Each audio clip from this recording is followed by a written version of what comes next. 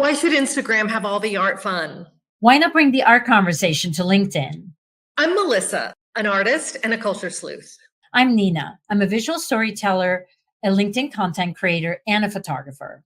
Creativity is as vital for a successful business venture as it is for an artist. So, why is the conversation about art and business segregated to different social media platforms? It's that question that led us to start a live show on LinkedIn.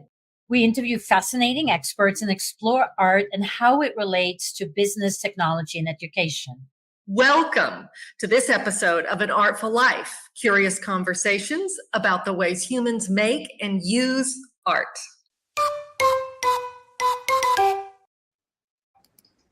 Hello, and welcome everybody to our second season of An Artful Life, curious conversations about the ways humans make and use art. And we are very excited to have Ayana Ross with us, a figurative painter. And we're going to just, digging into the conversation in a hot second. Melissa, my co-host, you all know by now. And Melissa, while you get started on the conversation, I'm going to disappear for a quick second because it's not streaming to LinkedIn. Okay. So you guys start the conversation and have fun without me, and I'll rejoin you in a hot second. All right. Take it away.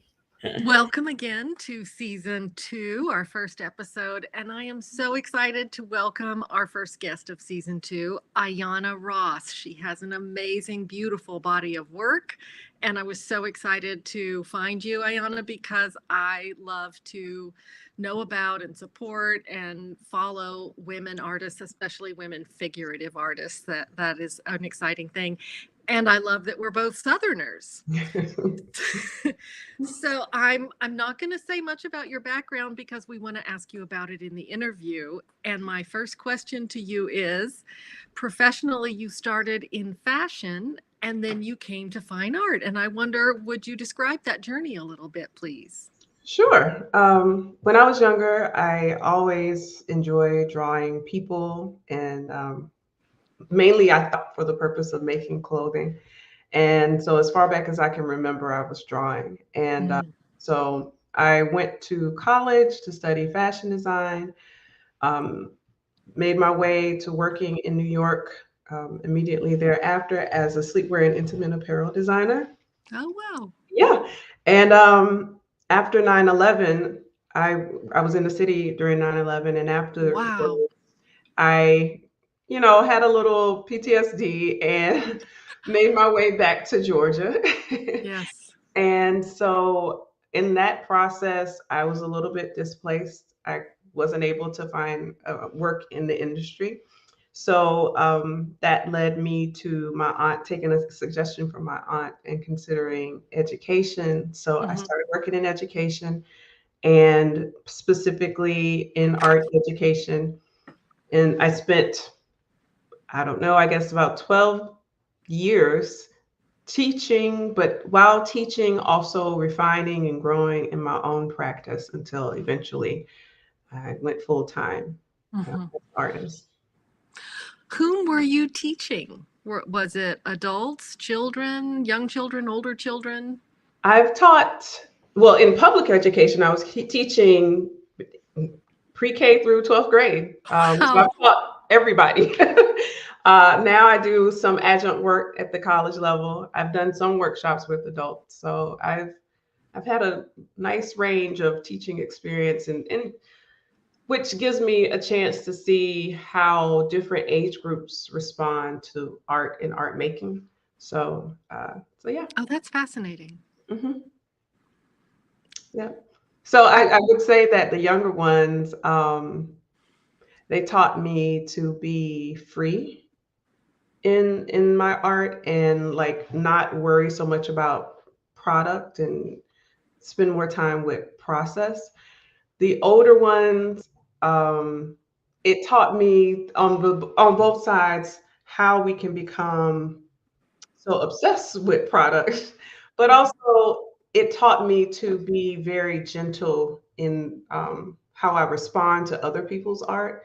Because even the older ones, and especially the older ones, I think they can be very sensitive at that time. And I know so many people, myself included, who can tell you horror stories about oh, their art teacher discouraged them from making art, so they never did it again, or Wow. those types of things. I never wanted to be someone that did that. Yeah.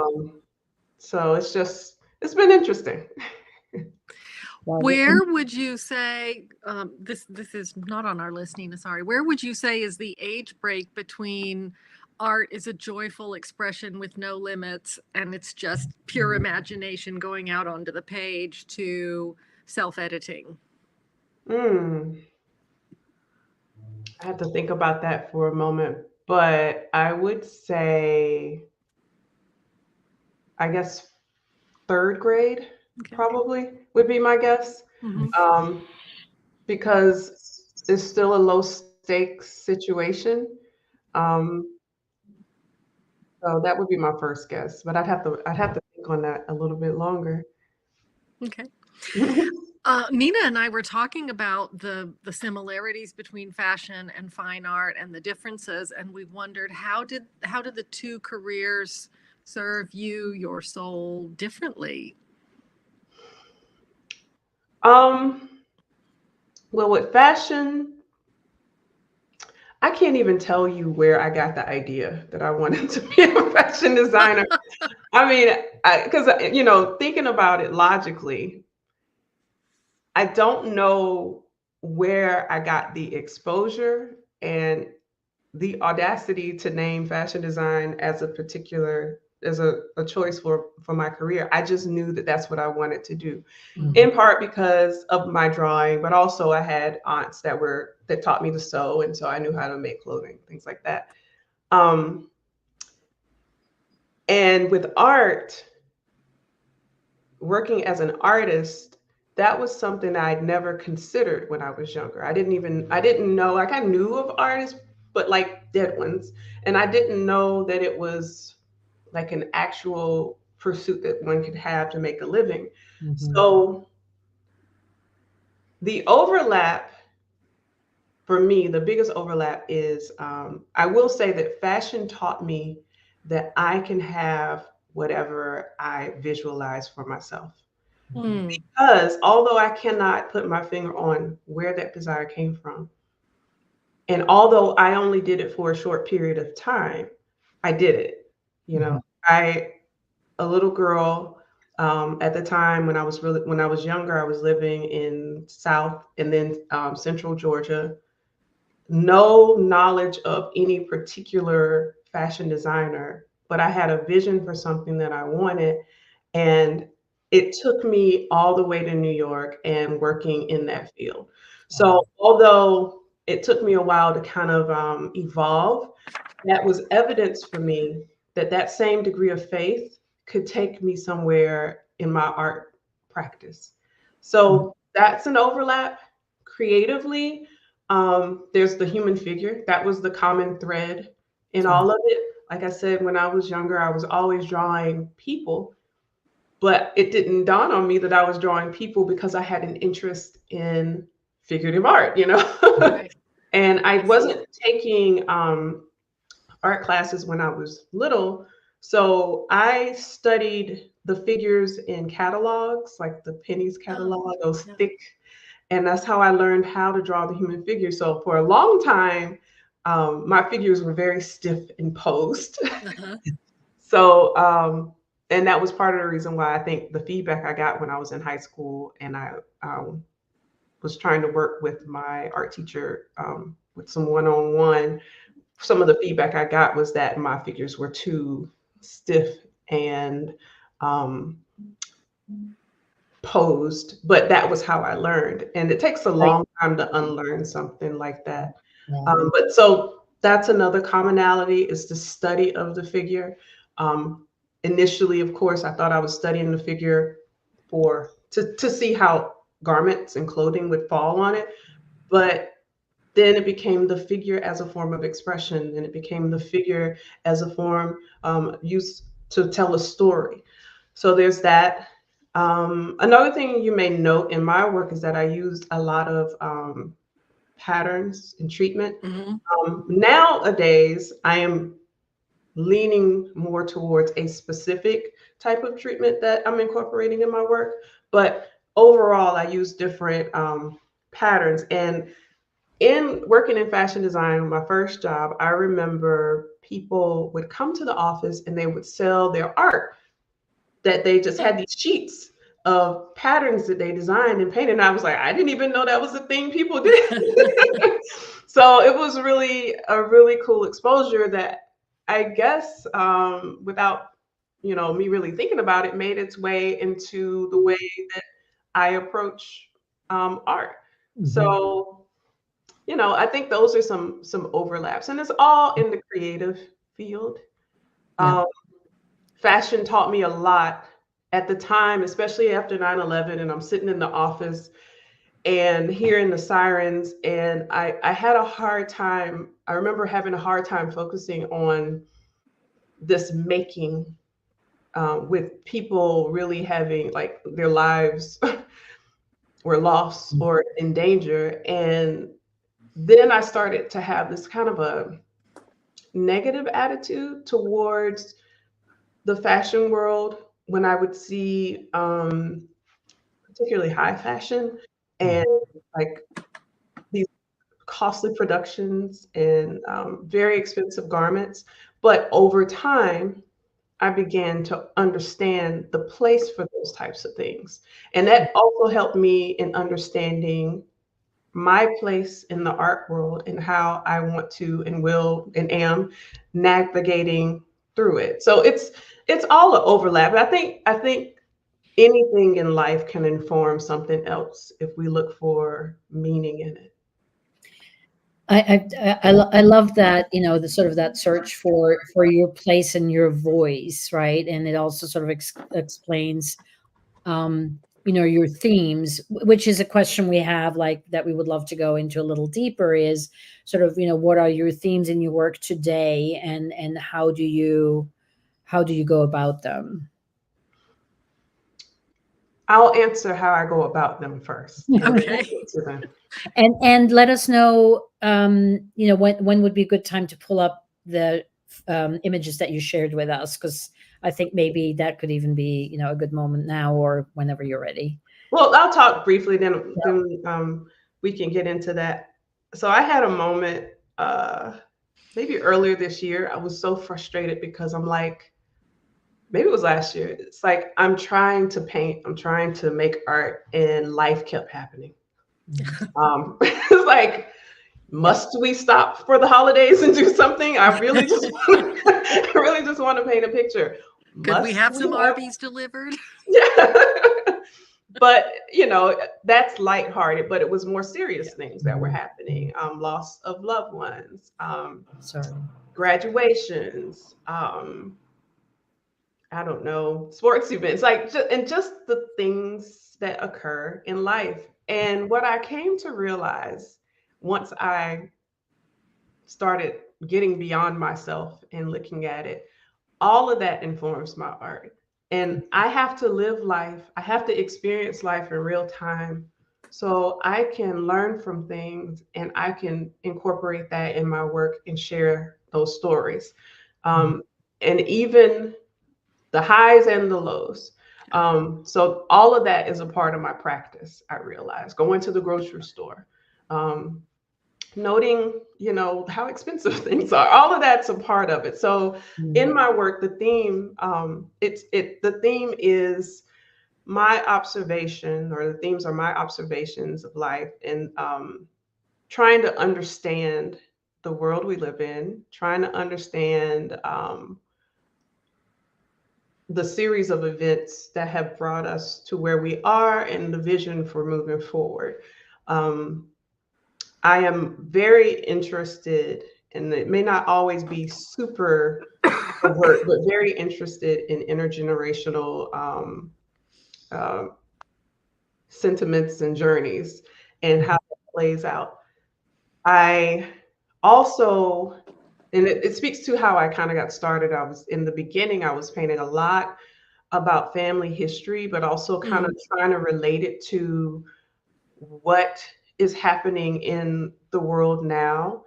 Um, and we can pull up the images at this point, because I was going to say another thing is I was thinking about like even some of my own fears and experiences as a mother, um, as a wife, as a daughter, as a granddaughter, as a daughter-in-law, as a sister, a cousin, all of these relations that we have and all of the experiences we have. So this piece was one that was a part of the solo exhibition with the Bennett Prize, and it is titled Facts.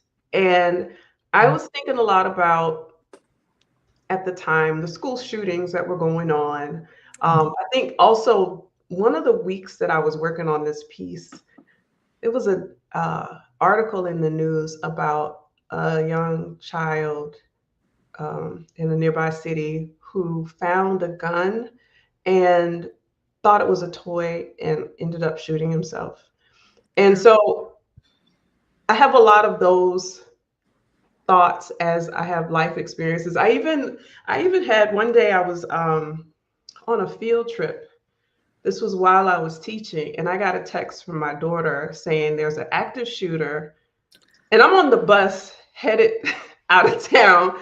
There's an active shooter, and they were on code red, and I like freaked out. Of course, thankfully, nothing ended up happening. But the shoot, because the shooter was, and I don't even know if he was actually a shooter. He just had a gun. He was off of campus. He was just in the vicinity. So thankfully, in my case, nothing happened. But just feeling that feeling, it's like, well, what can I take from that? Because I don't want to take these moments and just pick up and keep going, which is what we tend to do in our society, without stamping that moment and putting some feeling with it. So with this piece, it is my version of a Norman Rockwell painting, piece, Facts of Life, where a mother is having to have a very difficult conversation with her son about two things. Yes, the gun violence component, but also how he may be perceived in the world as a Black male. And it's like taking that, stripping that innocence away from that child at a time when they just want to be kids. They just want to have fun and enjoy themselves, and trying to really understand, like, what do you mean? I had the pleasure of photographing an actual mother and son for this piece, because my son was far too old, and he was already taller, and he's in high school, but he was taller, and I definitely wanted someone who still had that like cuteness. And so they were willing to come and pose for me. So it was a wonderful experience. So yeah, that's an example of how my life makes its way into the painting and the purpose of the work that I'm trying to bring out.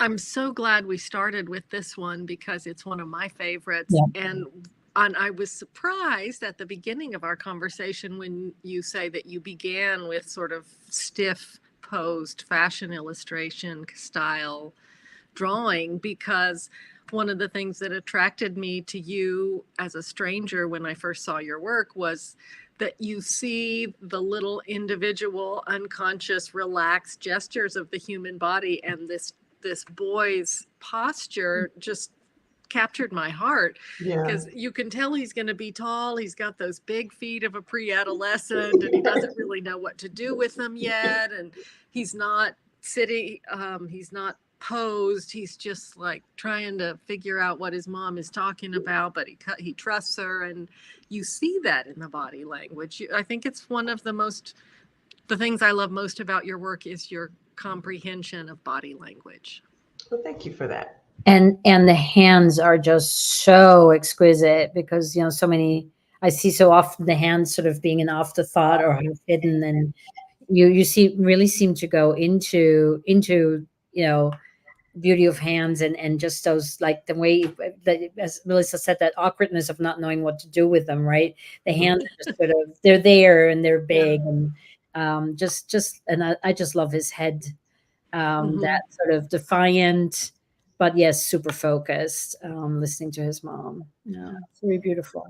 Yeah, hands are one of my favorite things to paint. Actually, the new work that I'm doing now is like all hands Oh, involved. fun. Wow. Yep. Yeah, I saw you had posted about that on Instagram the other day, actually, right? Yeah. So beautiful. Shall we look at the next picture since we're Let's do. here, right? Love this one. Talking of defiance. So this piece is called The Pioneer Woman. It is a part of the Bennett collection. And again, this is a response to life. Um, Last year, my mother-in-law transitioned, and it was just a very challenging time. And I had the opportunity, though, in the aftermath to go and spend time with my husband and his family. And in so doing, I was talking with our aunt about their journey to where they're living, from the South to Chicago, which is parallel to my family's experience with the Great Migration. Some of my family obviously stayed in Georgia, but some traveled to New York. And there are so many stories of those paths that many Black Southerners have followed along in trying to achieve a different way of life. So, in this piece, there's a number of things going on. So, in the robe, it's all of this treatment that kind of tells that story of the migration and that journey, and the idea of it was to think about what it must have taken and what it takes to forge a new path that and you can apply that. And that's one thing that I often try to do. You can take the same concept and you can apply it to other things. So whether the new path is a career path that you don't have anyone else that took that road, or in this case, if the new path is going to a new city where you don't have kin, but you're the one kind of leading the way. So that's a lot of what this piece is about. Some of the symbolism in it, it's very small, but in the picture with the lantern, the figure walking, that is a nod to Henry O. Tanner, who is one of my favorite artists. And I love, I'm trying to remember the name of that painting, which I can't recall. Forgive me. It's like, I don't know the name of it either. I yeah, remember it. I should have been prepared with that, but I can't remember the name of that painting. But anyway, I love the lantern in it, and it's kind of like lighting the path, which is what a lantern does. It's like you only see as far as your next step. Everything beyond the range of light is a step of faith. And sometimes you just have to take the step to see the road for the next step. And I just want to give flowers to those who, in spite of everything, were courageous enough to lead the way in forging a new path, such as the subject of this painting, and so many other individuals and women in particular that I know. So that's what this one is about. She's a strong woman. Yeah. I also love how, you were talking about, people coming to your office when you were still in fashion and showing you fabrics, and how the textures and like how prominent they are. Like, I mean, I love the different wallpaper and then the flooring and then the dress, which is, until you pointed it out, I didn't even realize. I mean, I have it on a big screen over here. I'm like, oh my God, there's a whole story just on the dress. Yeah. Yeah, it's a lot. It's a lot in that that dress. So another one of my favorites from childhood is John Singer Sargent. Oh, I And love him too. yeah, Oh, I really love the way that he would paint and elevate his subjects. So I use the treatment of patterns and fabrics and textures and all of that to elevate my subjects, to give them importance and to kind of create this really rich environment that they're in. So that's a large part of that too. And then over the past couple of years, I've learned ways to tell more within that, so hence the house code here. Yeah. I grew up with quilters. I have many of the women in my family are quilters. And then when I was in art school, there was the discovery of the G's Ben quilts from Georgia that just took my breath away. And I like you have retained a really strong love of pattern and textile and using textiles as a design element, but they have their own meaning too. Yes. True. Shall we go on to the next one? Let's do. All right. So this one, I haven't seen this one before. Well, I did it earlier this year. During my fellowship, I was a Mellon Arts and Practitioner Fellow at Yale Center for the Study of Race, Indigeneity, and Transnational Migration. And during that fellowship, I had an opportunity to focus on this piece specifically. And I used that time, that semester, to just focus on the one painting. So the process involved, it was a story I knew I wanted to tell. And I kind of held that story for a couple of years, I think.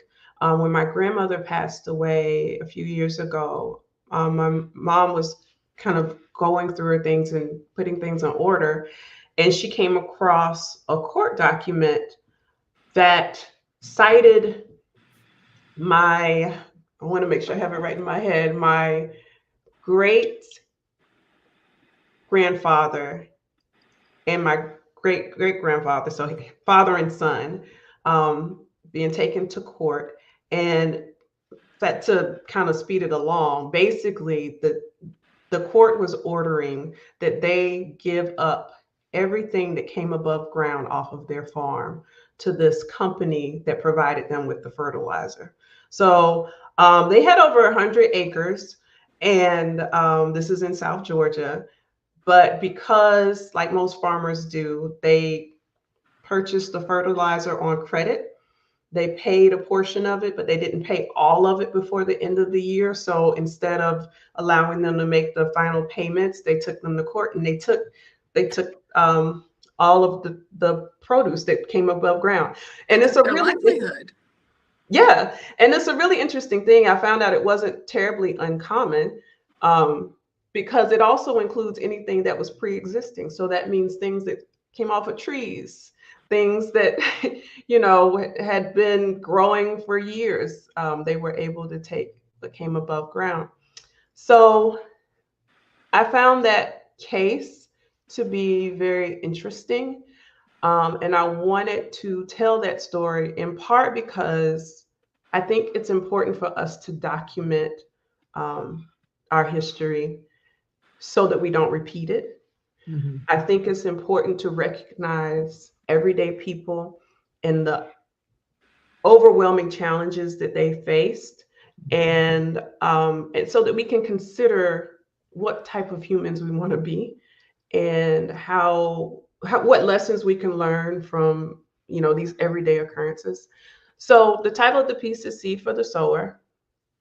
One of the things that I did while I was on campus at Yale was I went to the British Art Museum, which was closed, but they allowed for appointments to study like 18th century landscape etchings. And I was really fascinated with this phrasing of the picturesque when we talk about those landscape etchings and how one achieves it. I can't remember the title of the book or the author that I was reading about in particular, but one of the things that I found was a common theme was that it was believed that the picturesque in that context was produced from rough drawings. You don't want things to be too perfect. And that's common to like what you see in nature. When we look at things in nature, it's like take a branch on a tree. it's our human nature, like we talked about, kids beyond third grade, to try to draw things perfectly. So we'll probably draw this really neat branch with these really neat leaves kind of hanging, might even have a bit of a pattern to it. But nature really is not that organized. And it's hard to let go and do that. I say all that to say, a part of the process of making this was that everything in the background, I had to just paint without sketching so I could allow myself to be free. You really can't plan that, all of that, I find, which it was challenging, but it was very, very freeing. So I started with the figure. Oh, and by the way, the gentleman in the figure is an artist. And I met him, and he works at Vermont. Oh my gosh, can't think of it. Oh my goodness, I'm struggling today. What I was in a residency in Vermont, and I asked him if he would pose for me. So I'm saying all that to say that I had the photo for like a year, and it was kind of like I had the story from 2 years ago. I had the photo from a year ago, and then I had the opportunity in the space to make the work. And in so doing, I painted the figure and the fertilizer and the vultures, all of that first, but then I had to go in without drawing it, just kind of paint the background. And that's how this piece was developed. And I'm using a lot of that same technique in my current work. But I'm very, very proud of this piece and the story behind it. I love it. And I love sort of how the foreground pops due to the background, but then again, how detailed and absolutely exquisite the background is. Thank you. I can't very well on my small screen see the figure in the park behind him. Is it a woman? Yes, that's a woman. Holding out like an apron to catch whatever comes from heaven, like the manna from heaven. So I use also in the back an image of my childhood home. So this is that road that she's standing on is the road that I grew up in South Georgia. Out in the country was the area where I stayed. That's what we called it. So it's a lot of personal narrative also woven into the background, just like the house coat, using the treatment not just as a form of decorative design, but also to add more information. It's a powerful narrative piece. Not knowing the background, I was writing a story about it in my head, and my story was a little different, but it is an image that really triggers narrative. Yeah. Well, that's always fun when that happens. When someone else kind of inserts themselves and their narrative into artwork. And I think that's what you're supposed to do. I think it's sometimes tricky. It's like, how much do you say about a work? Because you want to leave room for people to insert themselves, but it's also, I definitely want to share what I can. Yeah.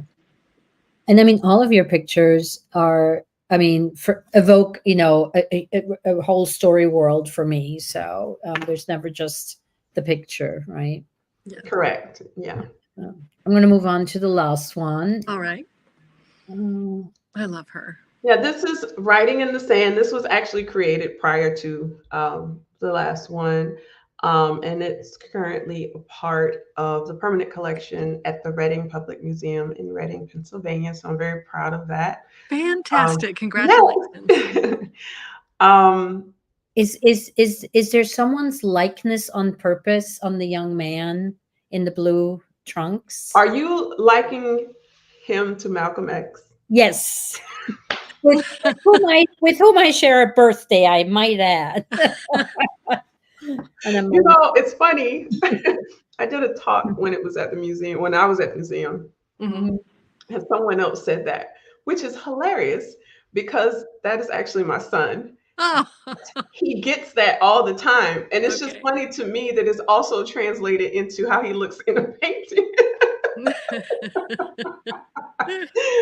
Uh, but I think that it's also interesting because if it were in fact intended to be a younger Malcolm X, that would just really add a lot more to the weight of the narrative in the piece. This was just, it really came from a visit to the beach. And this is in Savannah. No, what's the beach off of Savannah? Not Hilton Head, Tybee Island. And I was there, I think it was my second time going to Tybee Island. And it's like, I'm from Georgia. Why have I only been to Tybee Island like a couple of times? And I was thinking about my childhood and how we always went to Jekyll Island. And it's so funny how you do things when you're younger, and then you think about it as an adult, and you question it. So I asked my mom, I'm like, why did we always go to Jekyll Island? Well, that was Jekyll Island was allowed was integrated before Tybee Island was. Okay. And so So then families had a tradition that went to yeah, that. so we just went there because, and it wasn't even that long ago. So we went there because that's where my grandmother, was able to Yeah. go, and a portion of my mom's life, that's where they were able to go. So you just start to question things and why things were the way they were and are. So even being at Tybee Island and considering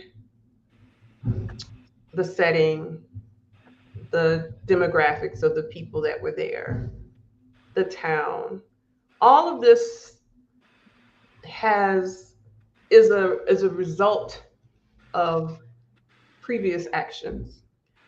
And knowing what I know about history, I can see it all rather clearly. And I was wondering, can my children see it? Can they sense it?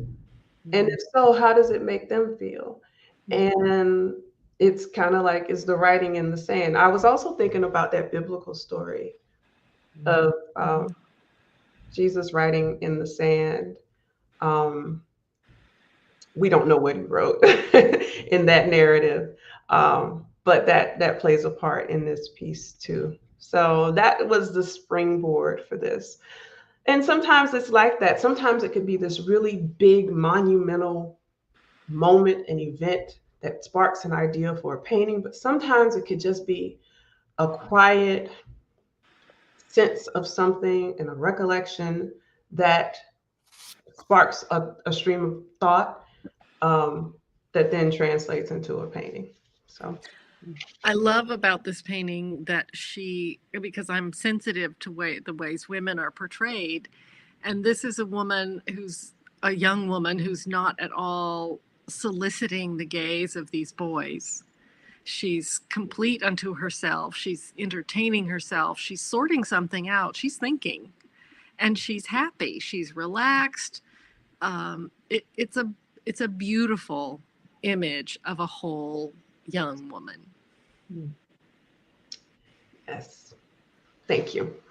So yep, so that's I love that. Also, not easy to balance red stripes up at the top left, and you did. yes. I was thinking the same thing, actually. Yes, yes. Yeah, yeah. So you've mentioned the Bennett Prize a couple of times. So Melissa, why don't we go into that section of our conversation, because we've been chomping at Yes, but we also wanted to make sure we have. that wasn't like, anyway, go ahead, Melissa. I don't know if all of our viewers know about the Bennett Prize. Many of you may. It's a new award only for women artists and women artists who represent the figure in their work. I think have there been 3 now? Yeah, there have been 3 cycles so Okay, far. so Ayana was the recipient of cycle 2. It's a huge award. It's a huge honor to be selected from a pool of women from the whole country. There's a lovely cash award. There's a museum show that goes along with the recognition and the title. And we're wondering, what was that experience like? Oh, that was an incredible experience. The Bennett Prize for me, and I'm sure it did different things for different artists, finalists and winners alike. But for me, what it did was it put me in a different category and play on a different playing field in the work that I was doing. It emboldened me to take bigger steps, make bigger art, tell bigger stories. Mhm. And then certainly having the opportunity to have my work in um, museum spaces, or giving me my first museum show for sure, Mhm. was Wow. was an incredible aspect of the prize. And opened up more parts of the country to your work too, maybe? Yes, yep. And certainly with the traveling exhibition. So it has been the Bennett Prize really catapulted me. So I'm very, very grateful to Stephen and Elaine Bennett and everyone that was a part of making that possible. So, if you consider sort of that interaction between, patrons and artists, what would you say to the Bennetts of the world, or other people considering a creation of an award? Um, that's a big question. I would say, I think, it's we are all needed in this Yeah. process, in this community of art. I have a art appreciation class that I teach, and it's funny how students come in and they think that art doesn't have anything to do with them, but Mm. we all have a stake in preserving our history and telling the collective story. And it is my job to tell the story from the seat that I sit in. Everybody has their own job of doing what they do. Mhm. But I couldn't do what I do if it were not for individuals and entities that support the art that I make, and the institutions that support that journey as well. So I know for me, um, it's a community and collective effort to do what I do, and be where I am and hopefully go where I'm going. Mm. So to anyone looking to engage in the process of the arts, um, just do it, and do it in the way that you can do it. Yeah. You know, um, I believe in supporting things I believe in. So I do buy some art, but I also buy at the level that I'm able to. Yeah. With I'll even say, like, my with the transition of my mother-in-law, my husband started a scholarship program to support up and coming artists, and it's a small amount, but it's still in her honor, I should say, but Mhm. it's still a contribution of what we can do. So everyone, you do what you can do, and thankfully, um, the Bennetts, um, through the Bennett Prize, have been able to do great work. And, I'm certainly grateful for the work that they do. And yeah, I would just encourage everyone to understand they have a stake in this. Mhm. Because when we think about history, think about images that you saw, whether in a textbook or, Yeah. so we're all a part of that. I'm really inspired by the Bennetts. Oh, I'm inspired by the Bennetts. I knowing that there are people there who will invest the rewards of their life's work into uplifting women artists is a beautiful thing. And I'm reinforced by it across the country and not involved. It's still an amazing thing. So Melissa, I think we want to ask about other opportunities, right? Yes, you mentioned lightly, tangentially, that you have had some residency programs. Tell our viewers, if you can, about what an artist residency is, which ones you've enjoyed, and a little bit about that part of an artist's life, if you can. Yeah, I'll do my best. Okay. I haven't done nearly as many as many artists I know, so I have a limited. So I think it's important to understand, first of all, that I am a mother of four. And so they are older four, two are in college, two are in high school. But in that context, me doing a residency is kind of a different experience. Of course, now I'm free to go, but it hasn't always been that way. Yeah. So an artist residency is an opportunity oftentimes created to allow artists to focus on their work in a particular setting. Some of them offer resources and or conversation, feedback, support, engagement, so that an artist can continue to sharpen their skills and continue on their journey of making. So I've only done a couple, honestly, that are away from home. The Bennett Prize in and of itself is a form of a residency in that they're giving you the means Well, that's true. of working on your work and focusing on your work. And I used it in that way so that I could, during that period, gain whatever skills and support I needed. Tried to reach out and talk to as many people as I could during that time. And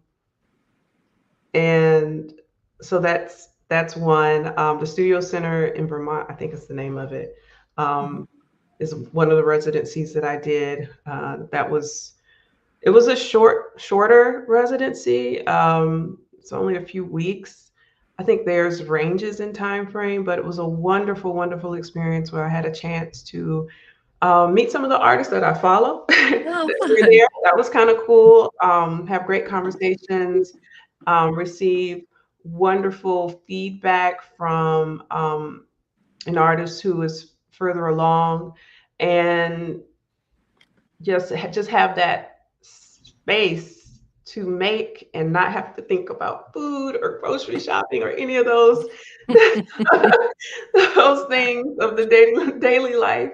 And then the fellowship that I had at Yale was one that allowed me to focus more on research and knowledge, and like what that setting in the library and the museums could offer me. Oh, so they made that part of the institution available to you. Yes, so everything was available to me, and I was able to go to a number of talks. So it was much more intellectual, but I like that because so I would say, there are some that focus more on the making. There's some that focus more on the researching. I think one just has to find their fit. It's always interesting to me when I do something new. I'm like, oh, this feels more in alignment with me, or, so I'm still out there learning and growing and trying to take advantage of as many things as I possibly can. My goal in life is to be the best artist I can and to spend the rest of my life getting better at it. So you ask me this question again in like 10 years, I'll have a much longer list for you. All right, great. So when we're in season 20, we'll Yes. bring you back and ask the question. Although we have many questions we didn't get to, we do have to think about wrapping it up. So, Melissa, why don't we ask our penultimate question? Well, we have two questions we like to ask everybody, and you can take your pick or weave them together. One of them is for someone coming up behind you. They might not be young, they might be beginning a career as an artist. What useful advice would you offer? And then a favorite piece of art in your home or in your studio that stands out to you.